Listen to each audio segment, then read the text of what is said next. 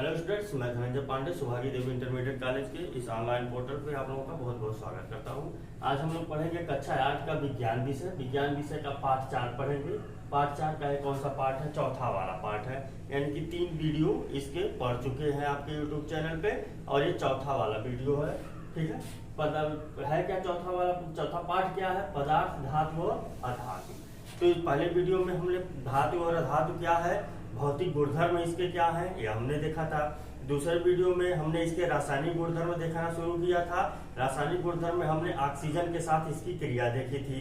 तीसरे वीडियो में हमने क्या देखा था? धातुओं एवं अधातुओं की ऑक्सीजन के साथ अपक्रिया का कुछ छूटा हुआ भाग देखा था और उसके साथ ही साथ हमने धातुओं एवं अधातुओं की जल के साथ अपक्रिया देखी थी कि धातु एवं अधातु जल के साथ अपक्रिया करके क्या देते हैं, कैसा रिएक्शन देते हैं, कैसा परफॉर्म करते हैं। उसके बाद नेक्स्ट जो है अभी हम लोग देखेंगे क्या, उसी धातु और अधातु का जो रासायनिक गुण चल रहा है, तो उसी धातु एवं अधातु के रासायनिक गुणों में नेक्स्ट हम लोग देखेंगे, नेक्स्ट हेडिंग है कि इनका जल के साथ अपक्रिया हो गया, ऑक्सीजन के साथ अपक्रिया हो गया, अम्ल के साथ अपक्रिया हो गई। देखना है हमको धातु एवं अधातु का, धातु एवं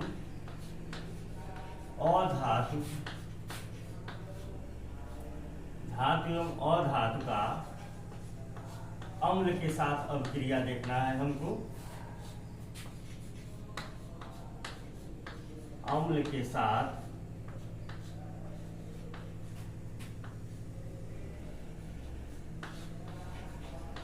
अभिक्रिया। देखिए समझ लीजिए, कोई भी धातु ले लीजिए, कोई धातु ले लीजिए, जैसे हमने धातु को ले लिया क्या, जिंक ले लिया। ठीक है, ये क्या है आपका? जिंक है। जिंक एक धातु को ले लिया हमने, जिंक के रूप में एक धातु को ले लिया है। अब इसका हम क्या करेंगे, अम्ल के साथ अभिक्रिया कराएंगे। जिंक का अम्ल के साथ अभिक्रिया कराएंगे, तो अम्ल के साथ कोई भी अम्ल ले लेते हैं। यहाँ पे HCl ले लिया, H2SO4 ले लिया, कोई भी अम्ल ले लेते हैं। देखिए क्या होगा, ये जिंक क्या करेगा, यह जिंक यह HCl से क्रिया कर लेगा, ये इससे क्रिया कर लेगा, जिंक Cl से क्रिया करेगा। ठीक है, तो बना लेगा क्या, ZnCl2। ठीक है, और यहां से क्या निकलेगा, हाइड्रोजन गैस H2। तो वहां 2 हाइड्रोजन है, इसलिए यहां 2 से गुणा कर देंगे हम लोग। ठीक है, तो 2 हाइड्रोजन हो गया, 2 क्लोरीन हो गया। ठीक है, तो ये चीज, अब रिएक्शन ये कैसे हुआ है ये समझना, तो ये तो आपको अगले क्लास में बताया जाएगा। अभी आपको सिर्फ समझाने के लिए हम बता रहे हैं कि यह हो कैसे रहा है। ठीक, तो Zn जो है ये जिंक है और ये क्या है आपका क्लोरीन है। ये दोनों आपस में रिएक्शन करते हैं। ठीक है, ये दोनों आपस में रिएक्शन करते हैं और यहाँ से जो बचता है, क्योंकि जिंक क्या होता है, पॉजिटिव चार्ज आयन होता है और क्लोरीन निगेटिव होता है, इस पे निगेटिव होता है, यानी निगेटिव है पॉजिटिव। तो आकर्षण जब भी होगा तो निगेटिव और पॉजिटिव के बीच में होगा, पॉजिटिव में आकर्षण नहीं होता है, निगेटिव पॉजिटिव के बीच में आकर्षण होगा। ठीक है, आकर्षण विपरीत लिंगी के बीच होता है, एक लिंगी समान लिंग में आकर्षण नहीं होता। तो दोनों एक दूसरे से आकर्षित होंगे और आकर्षित होकर के बना लेंगे क्या, ZnCl2। 2 क्यों लिखा गया, क्योंकि इस पे 2 धन चार्ज है। तो ये अपना क्या करेगा, जब दोनों आपस में मिलेंगे तो ये कहेगा भैया कि मतलब इन दोनों में आकर्षित होते हैं, प्रेम हो जाता है। तो इसके पास जो धन रहता है वो निगेटिव के पास वो कहता है ले लो भैया तुम मेरा ले लो, और इसके पास जितना है ये कहता है ले लो भाई जब तुमने दे दिया तो मैं भी तुमको अपना दे रहा हूँ। ठीक है, तो इसको अपना दे दिया, इसको अपना दे दिया, यानी कि तिर्यक गुणा हो जाता है। तिर्यक, तो जिंक ने अपना इसको दे दिया तो 2 यहाँ पर लग गया, और क्लोरीन ने 1 दिया तो 1 लगाना है नहीं, 1 तो हम पहले ही मान लेते हैं कि 1 यहाँ पर पहले से मौजूद है। दूसरी चीज माइनस दिया कि प्लस दिया, यह गिनते नहीं है, माइनस है कि प्लस है ये नहीं देखते हैं, बस अगर प्लस रहे चाहे माइनस रहे, जितना यह क्लोरीन इसको दिया तो यहाँ लिखते, और जिंक ने इसको दिया तो यहाँ नीचे लिखेंगे। ठीक है, बात समझ में आई। तो ये दोनों विपरीत लिंगी हैं, एक दूसरे को अपना अपना आवेश दे करके रिएक्शन कर लिए। बच गए H, तो H जो है लिखा जाएगा, जब भी लिखा जाएगा तो H2 के रूप में लिखा जाएगा, और यह गैस के रूप में क्या है बाहर निकल जाता है। H2 के रूप में क्यों लिखा जाता है? ठीक है, क्योंकि यह इसकी आणविक अवस्था होती है, इसकी आणविक अवस्था होती है H2। ठीक है, तो यह आणविक अवस्था क्या है कि इसका अस्तित्व जो है H2 जब लिखेंगे, 2 हाइड्रोजन जब आपस में जुड़े रहेंगे तभी इसका अस्तित्व रहेगा, नहीं तो इसका अस्तित्व क्या होता है खत्म हो जाता है। एक H लिख देंगे तो यह आयन के रूप में आ जाएगा। ठीक है, आयंस के रूप में आ जाएगा, जब H2 लिखेंगे तो गैस के रूप में हो जाता है। ठीक है, बात समझ में आ गई। तो यहाँ पर देखिए कम शक्ति होती है भाई, तो ये हाइड्रोजन गैस ऊपर निकलता है, यहाँ से बैलेंस करने के लिए 2 से गुणा कर दिया। तो ये क्या है, जिंक क्या है हमारा धातु है, जिंक क्या है ये धातु है, इतना तो आप लोग जानते ही हैं, जिंक आपका धातु है। रिएक्शन किया, होता क्या है इसका परीक्षण करने के लिए, मान लीजिए अगर लैब में कर रहे हैं तो लैब में परीक्षण करने के लिए एक परख नली है, परख नली लीजिए, इस परख नली में क्या करिए डाल लीजिए आप, पहले क्या करिए धातु को डाल लीजिए, जिंक को डाल लीजिए, जिंक को डालने के बाद ड्रॉपर की सहायता से इसमें क्या डालेंगे HCl डाल लीजिए। ठीक है, हाइड्रोक्लोरिक अम्ल, जैसे ही इसमें हाइड्रोक्लोरिक अम्ल डालेंगे और ये हाइड्रोक्लोरिक अम्ल जिंक के पास जाएगा तो रिएक्शन करेगा, और रिएक्शन करेगा तो इसमें से क्या निकलेगा गैस, हाइड्रोजन गैस निकल ZnCl2 बन जाएगा, ये ZnCl2 बन जाएगा लवण, ये लवण के रूप में यहाँ ZnCl2 बन के यहाँ पर एकत्रित हो जाएगा, और ये जो हाइड्रोजन है हाइड्रोजन गैस ऊपर की तरफ जाएगा, हाइड्रोजन गैस ऊपर की तरफ जाएगा। तो जब हाइड्रोजन गैस ऊपर की तरफ जाएगा तो हम क्या करेंगे, एक जलती हुई मोमबत्ती ऐसे जला कर ले जाएं, चाहे माचिस की तीली ऐसे जला लें, माचिस की तीली जला लें, चाहे मोमबत्ती ले लें, जो मन करे वो ले लें, हमारे ऊपर है। ठीक है, तो इसको जलता हुआ जब ले जाएंगे, यहाँ पर जलता हुआ ले जाएंगे तो ऐसे जो ले जाएंगे तो पाप की ध्वनि आती है। कौन सी ध्वनि आती है? पाप की ध्वनि आती है। ठीक, पाप की ध्वनि, आप समझ रहे, पाप की ध्वनि आती है। जैसे ढक्कन वक्कन नहीं खोलते हैं, कोको कोला का ढक्कन खोलते हैं, बियर का ढक्कन खोलते हैं, ऐसे करता पप पाप से आवाज करता है, मतलब जो कोल्ड ड्रिंक है, कोल्ड ड्रिंक का ढक्कन खोलते तो पाप से आवाज नहीं करता है, तो इसे जब पड़ाक से आवाज करता है, जैसे यहाँ पर भी ले जाएंगे तो पप ऐसे आवाज करता है, पप ऐसे आवाज करता है पप की तरह। तो पप का जो आवाज आएगा तो आवाज या पप टेस्ट है, इसको कहते हैं हम लोग पाप टेस्ट कहते हैं। तो पाप टेस्ट किसके लिए किया जाता है? हाइड्रोजन गैस की उपस्थिति, पाप टेस्ट किया जाता है हाइड्रोजन गैस की, हाइड्रोजन गैस के उपस्थिति, हाइड्रोजन गैस के उपस्थिति की जांच, हाइड्रोजन गैस की उपस्थिति की जांच के लिए, ठीक है, जांच के लिए पाप टेस्ट किया जाता है। तो पाप टेस्ट क्या है? हाइड्रोजन गैस की उपस्थिति के लिए जांच किया जाता है, पाप टेस्ट किया जाता है। हाइड्रोजन गैस की उपस्थिति की जांच के लिए पाप टेस्ट किया जाता है, पाप टेस्ट किया जाता है। तो क्या है पाप टेस्ट? जब हम किसी परख नली में धातु लेंगे और उस धातु में थोड़ा सा हाइड्रोक्लोरिक अम्ल डालेंगे। हाइड्रोक्लोरिक अम्ल डालने पर उसके पास हम जलती हुई मोमबत्ती या जलता हुआ माचिस का तीली जब ले जाएंगे तो उसमें से पप की ध्वनि उत्पन्न होती है। वह पप की ध्वनि दर्शाती है कि उस परख नली से निकला हुआ गैस हाइड्रोजन गैस है। वह उस परख नली से निकला हुआ गैस हाइड्रोजन गैस है। ठीक है, तो यह आपका यह टेस्ट है, पाप टेस्ट है, इसको समझ लिए।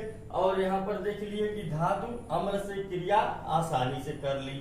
अब दूसरी चीज देखिए कि इस अम्ल में एक तनु होता है और एक सांद्र होता है। तनु भी होता है और सांद्र भी होता है। तो कुछ धातु ऐसे होते हैं जो तनु अम्ल से क्रिया करते हैं और कुछ धातु ऐसे होते हैं जो सांद्र अम्ल से क्रिया करते हैं। अब तनु क्या है, सांद्र क्या है, ये भी जानना पड़ेगा। तो तनु का मतलब होता है, ठीक है, तनु का मतलब होता है तनु। तनु का मतलब होता है तनु। तो ये तनु जो है क्या है, तनु का मतलब कि कुछ मिला करके उसमें उसको ढीला कर दिया जाए। और सांद्र का मतलब समझ लीजिए गाढ़ा है। पहले सांद्र समझ लेंगे तनु समझ में आ जाएगा। सांद्र मतलब क्या हो गया, गाढ़ा हो गया। ठीक है, जो एकदम ओरिजिनल फॉर्म में, प्योर फॉर्म में रहता है, एकदम गाढ़ा रहता है, उसको क्या कहते हैं, सांद्र कहते हैं। सांद्र अम्ल ओरिजिनल फॉर्म में, प्योर फॉर्म में गाढ़ा सांद्र अम्ल है। और तनु किसे कहते हैं, जब इसमें इस सांद्र अम्ल में थोड़ा सा पानी मिला दिया जाएगा और पानी मिला के घोल दिया जाएगा और हो जाएगा किस प्रकार का, हल्का हो जाएगा, पानी की तरह हो जाएगा, तो उसे क्या कहते हैं, तनु अम्ल कहते हैं। एक ऐसा होता है पतला होता है। ठीक है, बात समझ में आ गया। तो कुछ ऐसे धातु होते हैं जो आराम से सिर्फ तनु अम्ल से क्रिया कर लेते हैं। तनु अम्ल से यानी कि पानी मिलाया गया, पानी मिले हुए से क्रिया कर लेते हैं। और जो पानी मिले हुए से नहीं क्रिया करते हैं उनको सांद्र से क्रिया कराया जाता है। कभी कभी केस तो ऐसा आता है कि जहाँ तनु अम्ल को डाला गया, तनु से क्रिया नहीं किया, फिर क्या किया गया, सांद्र को डाला गया, सांद्र से भी नहीं क्रिया किया, तो ऐसा किया जाता है कि उसको गर्म करना पड़ता है। परख नली को गर्म करना पड़ता है। तो गर्म करते हैं तो जब हीट मिलती है तो हीट मिलने पर क्रिया करता है। बात समझ रहे हैं, हीट मिलने पर क्रिया करता है। यानी कि तनु भी आपका तनु से भी क्रिया नहीं किया, सांद्र से भी क्रिया नहीं किया, तब उसको गर्म किए हम लोग, तब जाकर के क्रिया किया। कहने का तात्पर्य है कि सभी धातुओं की सक्रियता एक समान नहीं होती। मतलब कि यह रिएक्शन जो एक धातु दे दिया तो सभी धातु एक ही प्रकार के रिएक्शन नहीं देंगे। ठीक है, सभी धातुओं की सक्रियता एक समान नहीं होती, सभी धातुओं की सक्रियता अलग अलग होती है। अभी हम लोग समझेंगे। ठीक है, आप बड़े क्लास में जाएंगे तो आपको बताया जाएगा एक सक्रियता श्रेणी, धातुओं की सक्रियता श्रेणी बताई जाएगी कि कौन कितना सक्रिय है, ऊपर से नीचे की तरफ कौन कितना सक्रिय है, कौन कितना निष्क्रिय है। समझ में आई बात। तो यह धातुओं की सक्रियता बराबर नहीं है। कोई तनु से ही क्रिया कर लेगा, कोई सांद्र से क्रिया करेगा, तनु से नहीं कर पाएगा। तो कोई क्या है कि सांद्र से क्रिया भी नहीं करेगा तो उसको गर्म करेंगे तब जाकर के क्रिया करेगा। तो जिसको गर्म करना पड़ रहा है वह क्या है, कम क्रियाशील है, सबसे कम क्रियाशील धातु है। जिसको जो सांद्र से क्रिया कर रहा है थोड़े से इससे अधिक क्रियाशील है, और जो तनु से ही क्रिया कर ले रहा है वो क्या है, आपका सबसे अधिक क्रियाशील धातु है। ठीक है, समझ में आ गया धातुओं की क्रियाशीलता। और पाप टेस्ट आपने देख लिया। जो अधातु है, यह अधातु क्या है, अधातु आपका अम्ल से जल्दी क्रिया नहीं करते, अम्ल से क्रिया नहीं करते, क्योंकि हमने बताया कि अधातु क्या है, गैसें हैं। अधातु सब गैस हैं। तो गैस में भैया अम्ल डालोगे कैसे, अम्ल डालोगे कैसे, डालोगे तो क्रिया सही से नहीं होगी। ठीक है, तो क्या है कि अम्ल क्या अधातुओं के साथ अभिक्रिया नहीं हो पाता है, अम्ल का अधातुओं के साथ अभिक्रिया नहीं हो पाता है। और समझ में आई, धातुओं के साथ अभिक्रिया करके क्या देते हैं, लवण बनाते हैं, जिंक क्लोराइड नाम का लवण बनाते हैं और हाइड्रोजन गैस देते हैं, मिटाते हैं इसको। ठीक है,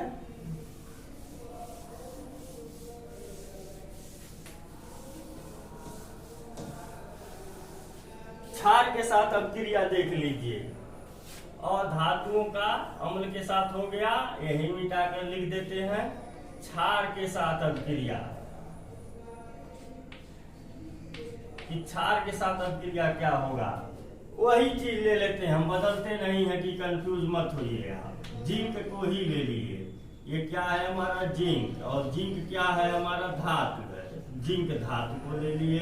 ये जिंक धातु का क्रिया करा दिए हम KOH से, किससे क्रिया करा दिए, KOH से, पोटेशियम हाइड्रोक्साइड से। ठीक है, पोटेशियम हाइड्रोक्साइड से क्रिया कराएंगे, तो जब हम इसकी जिंक की क्रिया KOH से करा दें, NaOH से करा दें, NaOH से करा दें, ठीक है, धातु की क्रिया हम KOH से करा दें, NaOH से करा दें, तो यहाँ पर भी देखिए, यहाँ पर भी क्या होगा, यहाँ पर भी इस अभिक्रिया में हाइड्रोजन गैस निकलेगा, पाप की ध्वनि उत्पन्न होगी। हाइड्रोजन गैस क्यों निकलेगा, ये जो हाइड्रोजन है यहाँ से हाइड्रोजन टूट करके निकलेगा आपका, ठीक है, यहाँ से भी हाइड्रोजन निकलेगा और पाप की ध्वनि उत्पन्न हो जाएगी। लेकिन अधातुओं के साथ क्षार की अभिक्रिया, अधातुओं के साथ क्षार की अभिक्रिया जो है, क्षार की अभिक्रिया बहुत जटिल है, क्षार की अभिक्रिया बहुत जटिल है। ठीक है, बहुत जटिल है, बहुत जटिल है। ठीक है, नहीं हो सकता।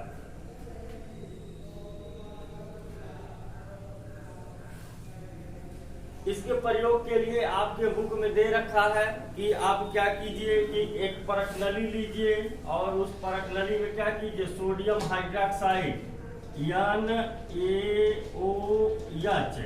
NaOH ले लीजिए। NaOH एक टिकिया के रूप में आता है, NaO सोडियम हाइड्रोक्साइड टिकिया के रूप में भी आता है, इसका जैव विलयन भी बनता है। तो लैब में इसका जैव विलयन बनाया जाता है, NaOH का पहले टिकिया के रूप में आता है। उस टिकिया को लेंगे, इसमें डाल देंगे और डालने के बाद उसमें क्या करेंगे, पानी से घोल देंगे। तो NaOH का टिकिया ले लेंगे और NaOH के टिकिया को जल में क्या करेंगे, घोल देंगे। यहाँ पर NaOH के टिकिया को जल में घोल देंगे।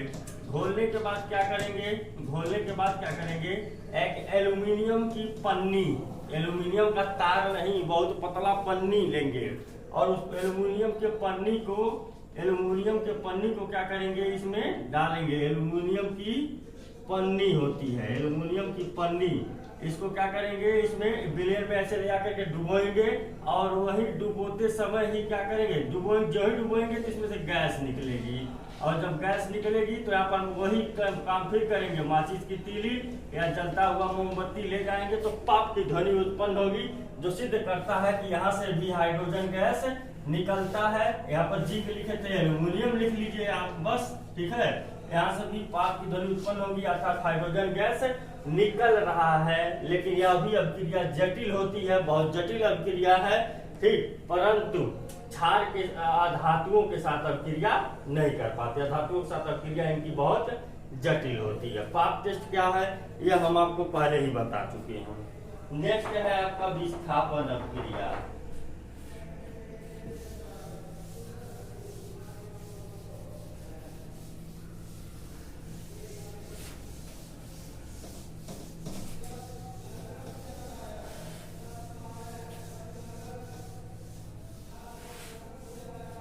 नेक्स्ट आपके बुक में दे रखा है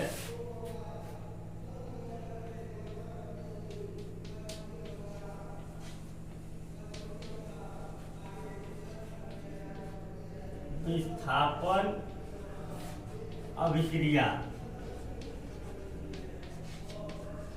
ठीक है, तो विस्थापन अभिक्रिया को समझने से पहले हमको जानना होगा कि विस्थापन यह दिया क्यों है।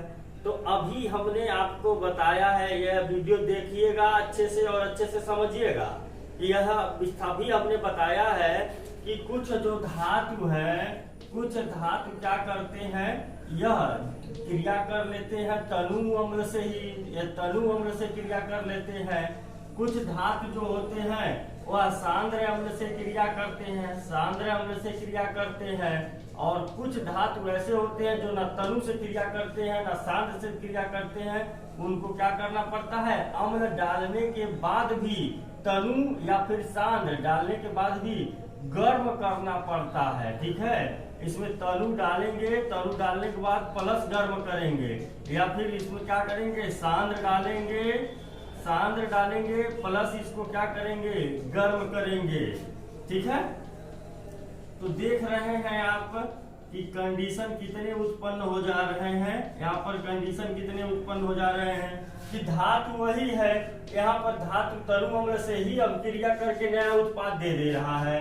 लेकिन अगर यहाँ पर नया उत्पाद नहीं दिया तो क्या करेंगे हम लोग, अगर नहीं दिया तो हम क्या करेंगे, सांद्र अम्ल के साथ इसकी अभिक्रिया कराएंगे। ठीक है, अगर सांद्र अम्ल के साथ भी अभिक्रिया नहीं दिया तो क्या करेंगे, धातु वही रहेगा, उसमें तनु अम्ल पुनः डालेंगे और उसको गर्म करेंगे, गर्म करके देखेंगे अगर अभिक्रिया कर लिया तो ठीक, अगर नहीं दिया तो क्या करेंगे, उसी धातु का सांद्र अम्ल डालेंगे और गर्म करेंगे, गर्म करने पर अभिक्रिया तो यहाँ तो इनको देना ही देना है।